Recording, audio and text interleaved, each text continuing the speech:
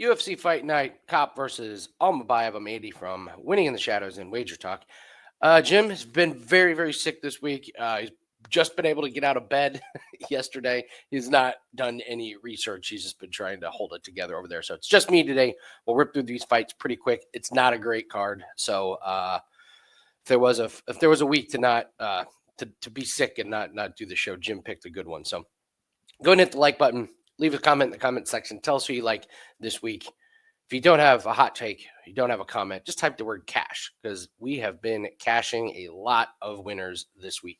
We'll get to that in a second because we have a 30-day pass special that we're running this week. All right, let's just get right into the fights, and we'll start with Montana De La Rosa and Luana Carolina.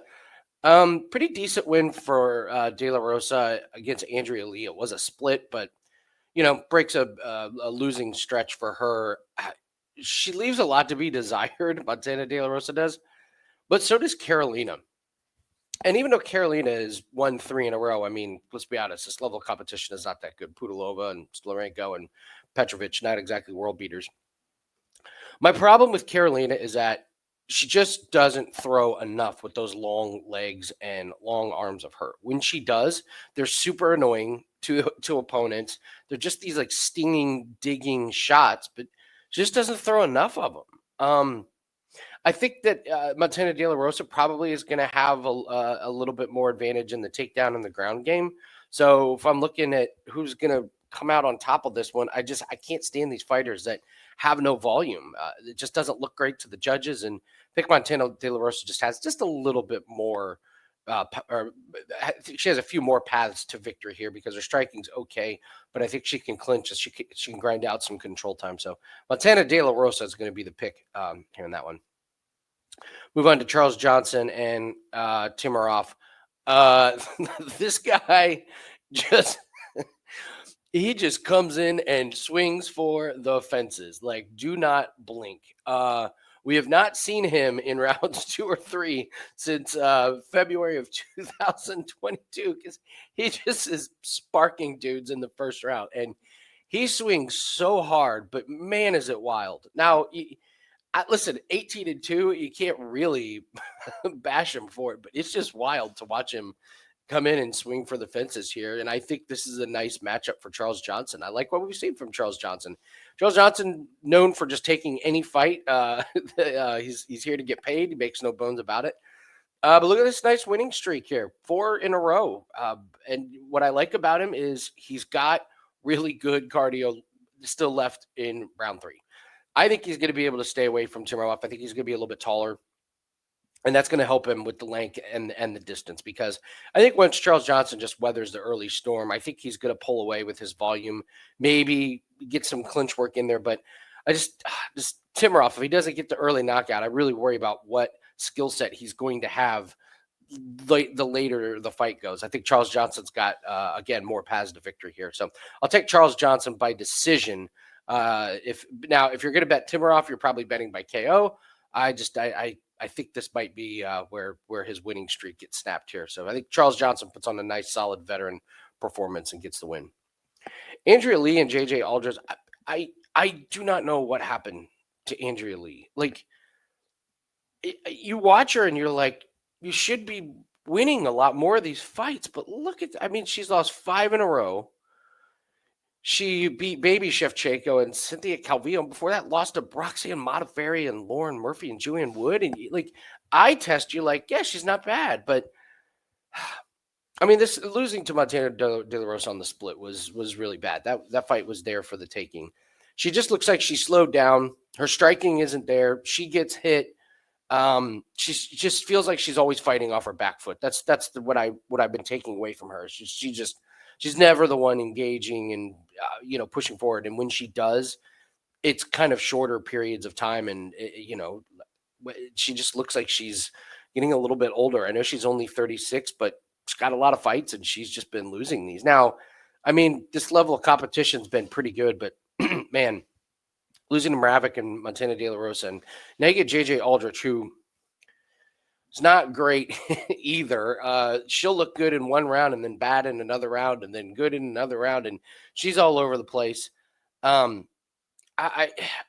Aldrich is coming off of a pretty nice win, 13-7. Or I'm sorry, coming off of a loss to Veronica Hardy, but I thought she performed actually well in that fight.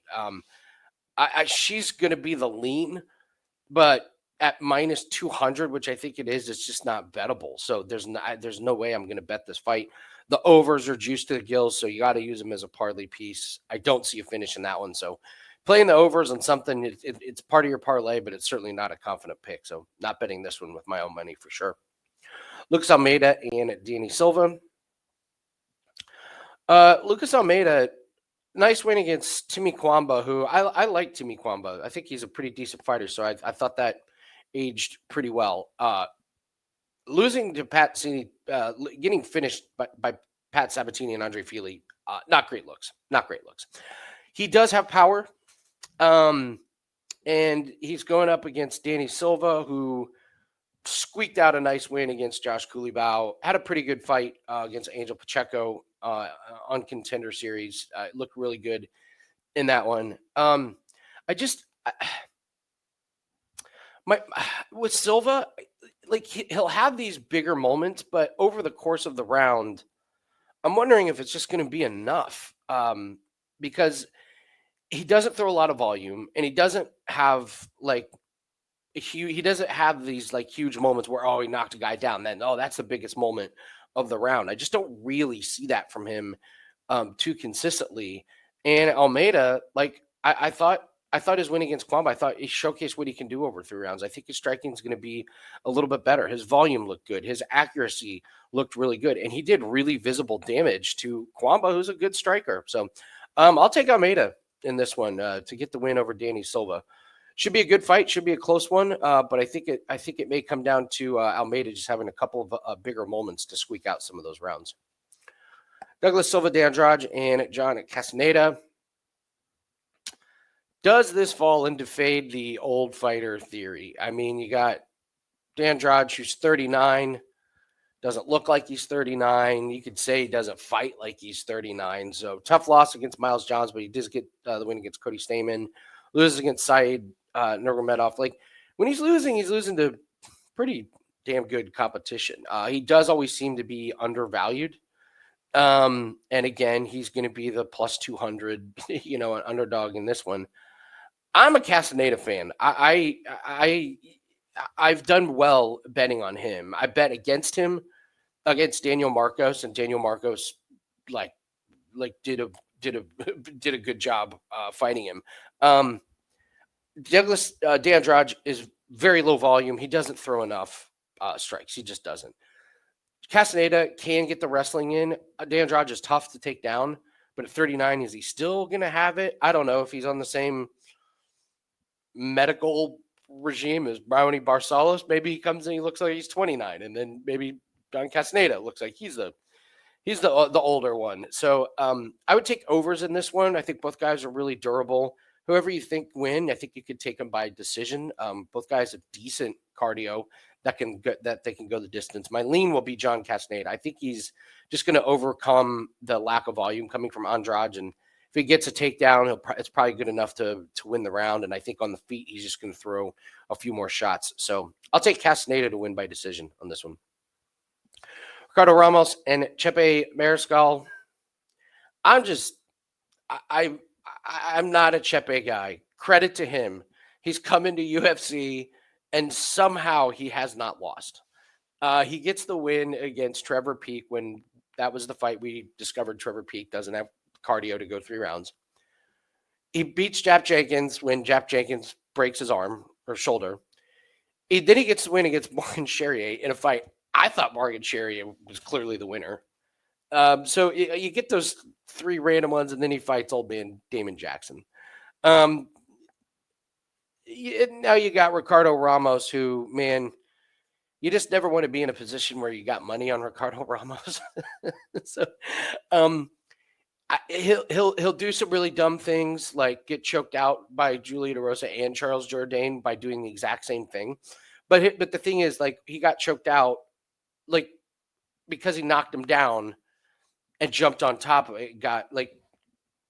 he's got his moments, I guess is what I'm saying. He shows these really dumb moments, but he'll have some really good moments. Against Kulibao, one worry has to be that his leg got damaged very early on in that fight. So you got to wonder if Chepe does that. It's such a juiced matchup here that there's really not much you can do it. I'm not laying this like minus 450 on Chepe because I just don't buy him. There's going to be a spot where he's going to be a big time fade. I just don't think this is it. Ramos is going to do a nice job throwing some different types of punch, like spinning back fists and spinning elbows. And those are really good. But in the end, I think Chepe is going to clinch. I think he's going to wrestle. I think Chepe's just got ahead of Granite, so I don't see a knockout coming from Ramos, and Ramos in the end is just going to make a bunch of dumb decisions. So nothing in this one for me. I would like to take the over, but it's Ricardo Ramos. Anything's possible.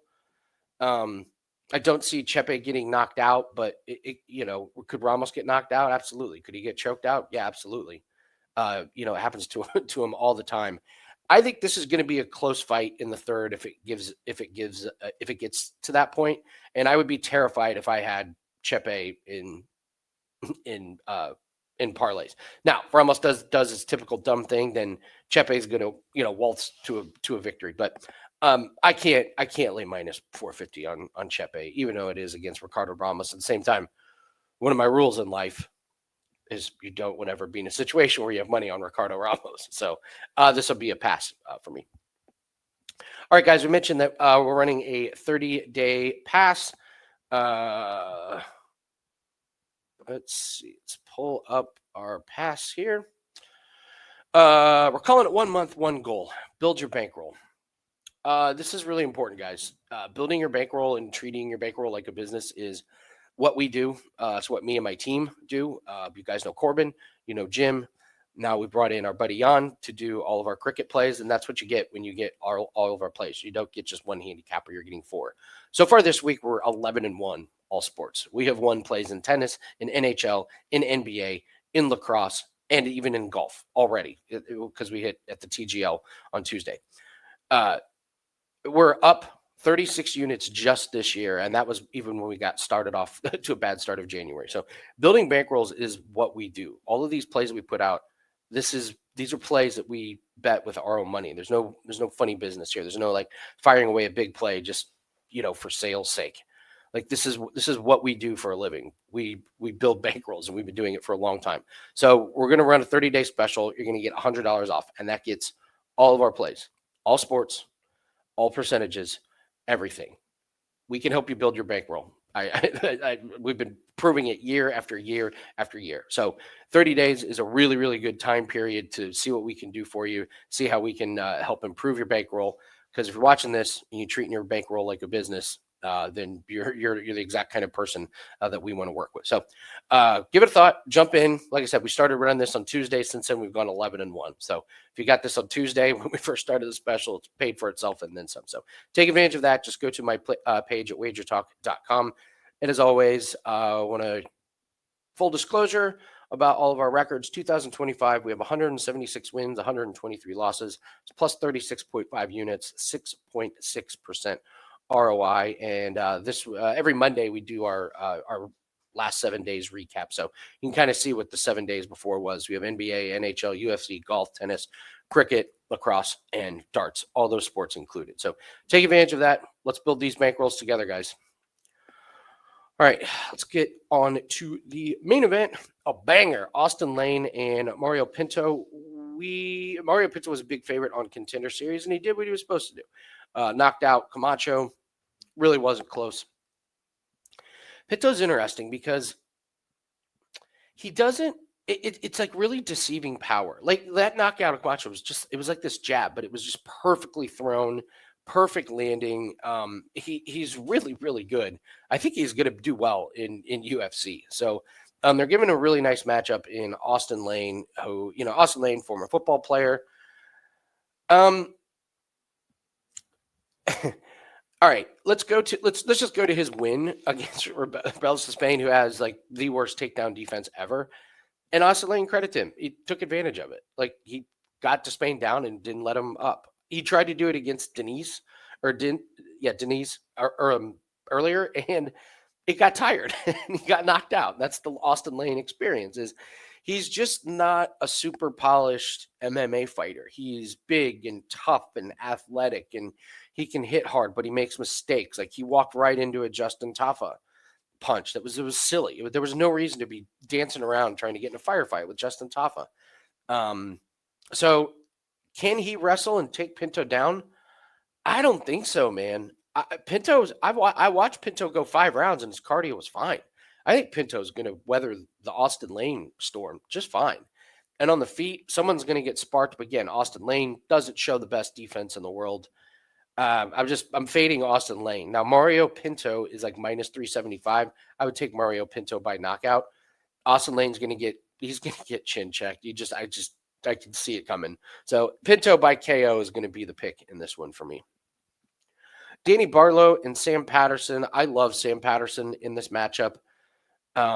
This is kind of I don't want to say striker grappler, but Danny Barlow's big strength is his power in that left hand. This Veretennikov fight, like, had a bad weight cut. He broke his hand in this, and it ended up being just a really, really boring fight. But you look at his power. I mean, he smoked this guy on Contender Series. Beats Josh Quinlan with a knockout late. So he's got power. I just think Sam Patterson's going to test this ground game.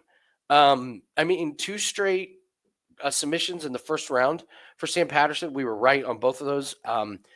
We loved him on Contender Series, and then he comes in and he gets smoked by Ajmus, who just landed the perfect shot at the perfect time. It kind of came out of nowhere. And that's Sam Patterson's biggest problem is he will get hit. He's super tall, but he leaves his chin wide open. His 2 losses as a pro are by knockout. So he's going to have to stay away from the big left hand of Barlow. But if he does, and he gets this to ground, he has got wicked submission. I'm getting like plus 240, plus 250 on Sam Patterson. I can't pass that up. You want to get even juicier? You can take Sam Patterson by submission because I think that's his path to victory. I don't think he's KOing Danny Barlow. And if it goes to decision, my guess is Barlow probably lands more on the feet. So I like Sam Patterson to get the win here by submission. William Gomis and Hyder Amil. Hyder Amil 10-0, and I just thoroughly enjoy his fights. They're exciting. 2 finishes in his first 2 UFC fights. This is going to be a pretty big step up in competition. He's got good cardio. He's got good striking. He's got good volume. He's got good pressure. He will get hit because he leaves himself open. And you got Gomis, who has this really strange kind of stance. It's kind of karate-esque. If Jim were here, he would be able to explain it a little bit better. But nice win against Joe Anderson Brito. He split decision, so it could have gone either way. But I was not impressed with Gomis when he made his UFC debut, and he barely beats Francis Marshall. And then Giannis Gamori's terrible, but credit to Gomis, he did what he had to do. And I thought this is a really good statement win against a tough opponent here in Brito. So what's Gomis's path to victory? Well, it's stay away from the volume striking of Amil, keep that distance, try and work some wrestling and some clinch work against the fence. I think that'll wear on Hyder Amil's gas tank. William Gomis as this big of a favorite, I don't know if I can get there on that. He's like over minus 220 at this point. I think this is just going to come down to pace. Who controls the pace? Can Hyder Amil turn this into a firefight?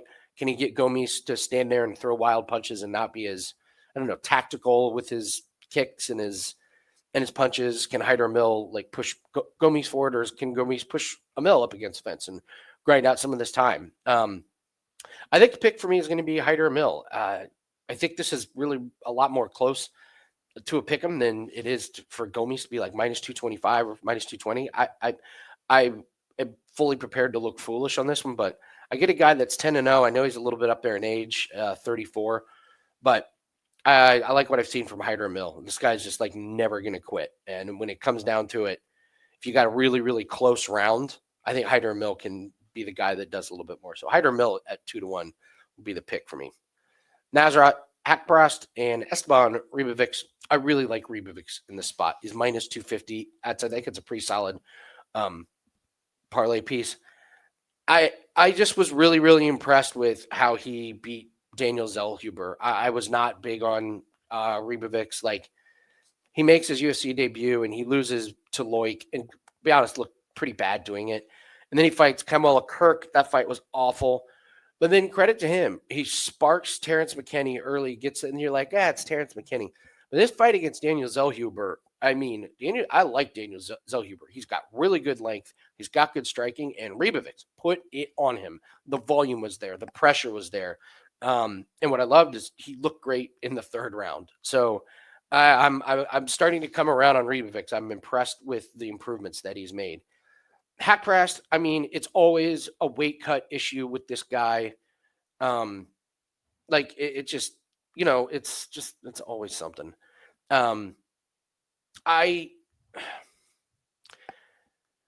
think he throws decent enough volume, but I'm just not. I'm not real sold on on Nasrat in this one, just because I don't think he's going to have the volume, and I don't think he's going to have the speed to move around. So, Nasrat, it's he's a good striker. I've done well, making money on him, but like, he knocked out Jamie Malarkey, and other than that, his fights just always kind of, they go the distance. Like, he's a distance machine. Like, getting the first round knockout of Jamie Malarkey is certainly the outlier. And if this goes the distance, which I expect it to, I just think Ribovics at the end is just going to have more volume. So I'm not playing Ribovics on its own. If you want to take Ribovics by decision, that makes sense. I would get that. So with Ribovics, I think the volume's going to be there. Get him to get it. Cody Brundage, Julian Marquez. What an odd co-main. Very, very strange. There's just no way I'm betting on Julian Marquez as a favorite. I mean, this guy's durability's gone. Like, Gregory Rodriguez brutalized him. Marc-Andre Barrios brutalized him. Zach Reese, 20 seconds in, he body kicks him and knocks him out. It's just, yeah. Once your chin's that gone, I just can't. I'm not betting on you laying juice. I can't believe he's a favorite, but it is Cody Brundage. This is a guy that's always something with. Most fighters go their entire career without having a fight stopped because of blows to the back of the head. Somehow this guy's done it twice in his last 4 fights. I'll never get over this Jacob Malkoun.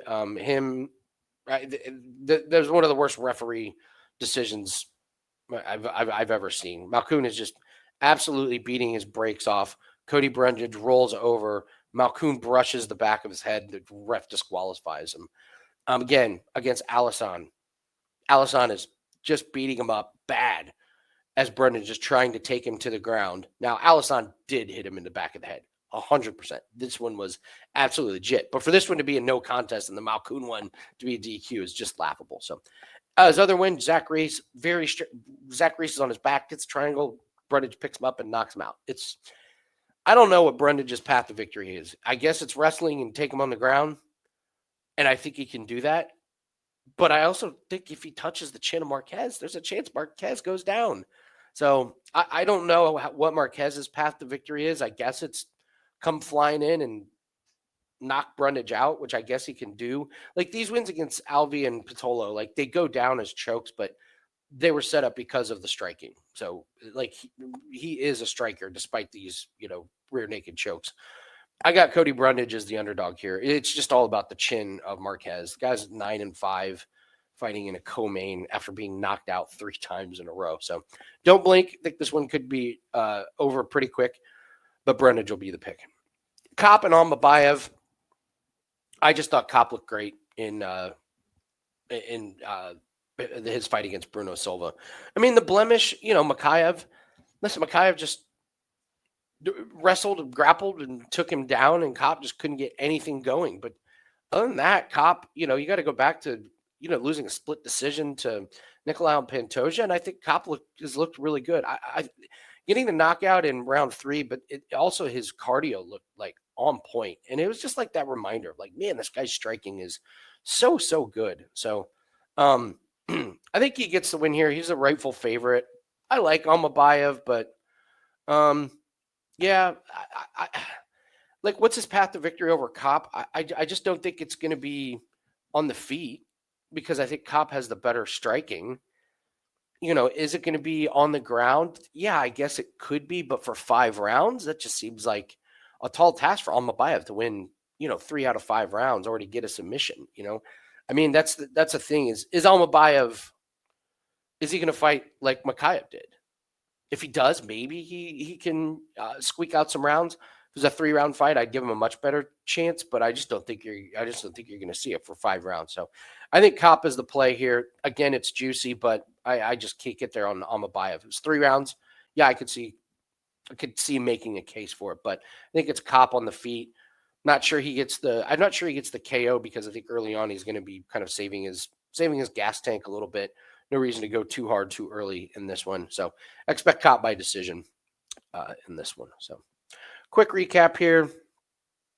Geez. I mean, Montana De La Rosa and Luana Kira. Actually, we're not doing the recap. Let's do the parlay buster here. My parlay buster is going to be Danny Barlow. I think everyone's going to see Sam Patterson go, wow, that guy's tall, and he leaves his chin wide open. He's going to get hit in Barlow's left hand of God, and I think they're going to put him all in parlays, and don't be surprised if Sam Patterson's wrapping up a choke or submission or something. So I'll go Danny Barlow as the parlay buster, and my woulda, coulda, shoulda. Let's see. The woulda, coulda, shoulda is the bet that afterwards we're like, man, why didn't we lay the farm on that one? I'm going to go Mario Pinto by KO. I'll get real specific here. Mario Pinto by KO. Austen Lane just so sloppy, leaves himself wide open, doesn't have a good gas tank. Pinto does. So Pinto by KO, I think will be my woulda, coulda, shoulda. So, all right, guys, that's going to do it. Thanks so much. And do not forget to grab that 30-day special. We do not run these specials very often. You're going to get $100 off our 30-day pass. Again, we're at 11-1 run in all sports this week. This package includes all plays. It includes all plays for myself, all plays from Corbin and Jim and Jan as well. So you're getting basically 4 handicappers here. So we're number 1 last 365 days, number 1 last 2 years, and we're already in the top 3 for most units gained in 2025. So take advantage of that. Good luck on all your plays, guys. Leave a comment in the comment section. Thanks so much, and we'll see everyone later.